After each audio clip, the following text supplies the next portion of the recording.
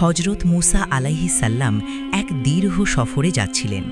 হঠাৎ পথে মেঘ ছেয়ে গেল এবং প্রবল বৃষ্টি শুরু হল।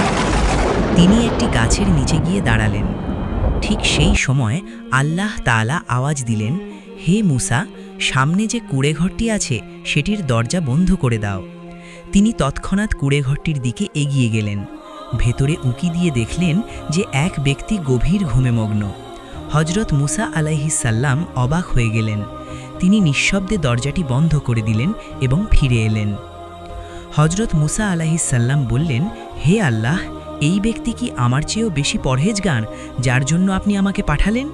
আল্লাহ তাআলা জবাব দিলেন, না মুসা, এটি আমার এক নাফরমান বান্দা, যার ওপর আমি অত্যন্ত অসন্তুষ্ট।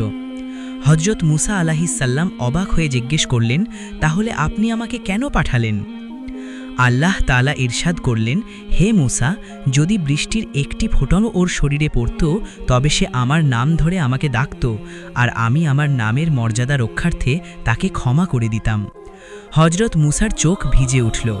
তিনি বললেন, হে আল্লাহ, নিঃসন্দেহে আপনিই সবচেয়ে বড় ক্ষমাশীল।